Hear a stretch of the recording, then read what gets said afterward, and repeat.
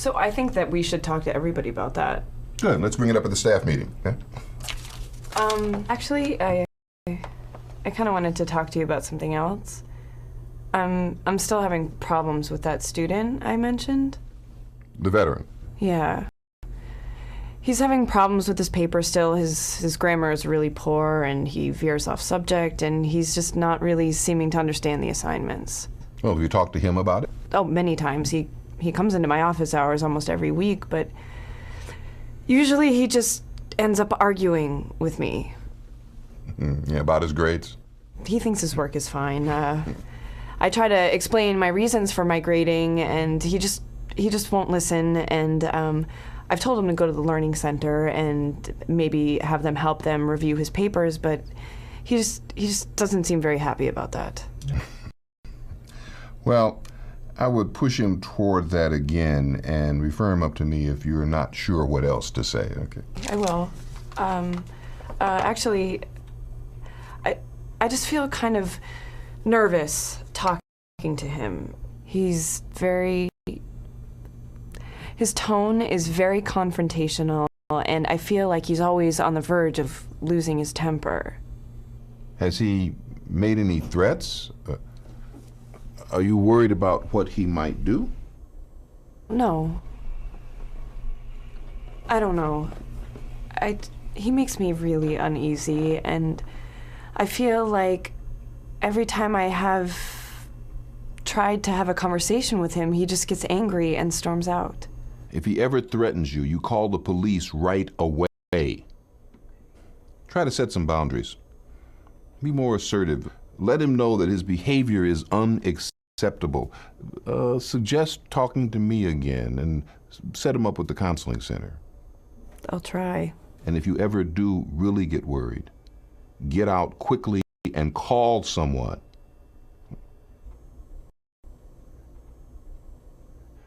I know this is not easy to deal with. Well,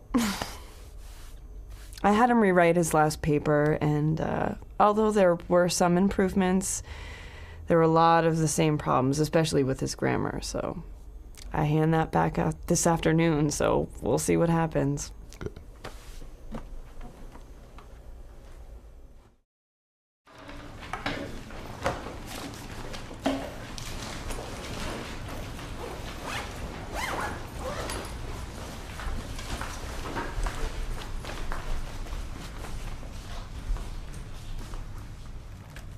Hi, Matthew. Hi, I need to talk to you about this. Okay. I did the rewrite like you asked. I don't know why I didn't get a better grade. Well, there were some improvements, and you raised your grade to a C+, but your grammar and your composition still needed some help. You know I need a B in this class. Well, there's another paper coming up, and if you do well on that, you can still raise your grade. That's what you said about this paper. Do you know how much work I've put into this? I'm sure you have, but I'm sorry I gave the paper the grade it deserved. I suggested that you go to the Learning Center and someone can help you. Yeah, I don't have time for that. Isn't it your job to be teaching me this?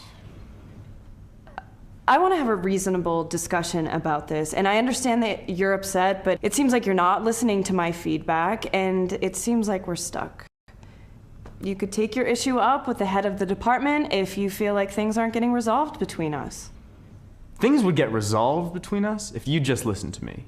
I've been talking about this for weeks now. I don't understand why you're doing this. I'm not doing anything, Matthew. This isn't a personal thing against you. I think it is. You've made it very clear in your class how you feel about the war, and you're taking it out on me. My personal beliefs have nothing to do with the way that I treat you. I think that you need to relax, and we need to discuss this, or I could give you the number of someone to talk to if you feel like you want to get some help. Help? Do you think I'm an idiot? You're the one who's being unreasonable. I just want the grade that I deserve. You know what? You'll see. You'll be sorry. I'm gonna get you fired.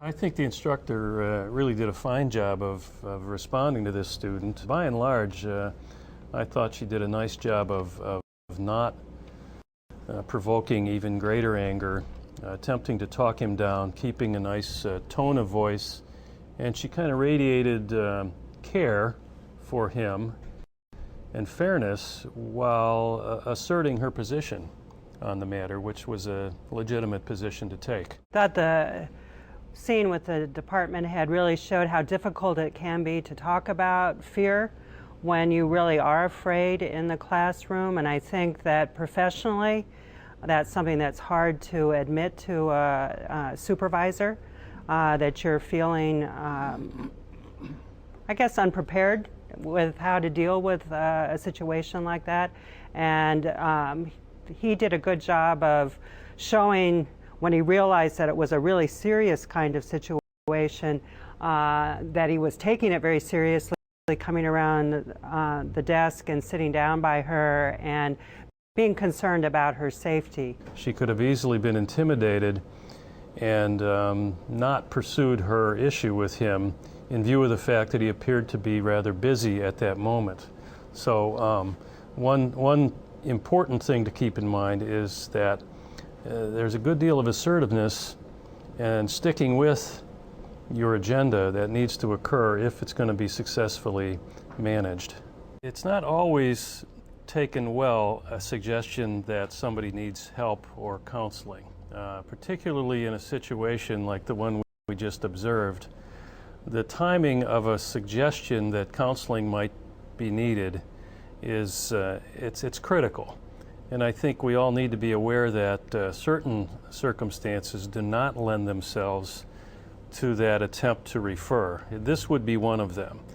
If at some point in subsequent discussion the individual begins to acknowledge some concerns he has about readjusting to collegiate life after being in a war zone, at that point when the self-disclosure occurs, it's a much better opportunity to suggest a counseling referral once that personalized disclosure has occurred.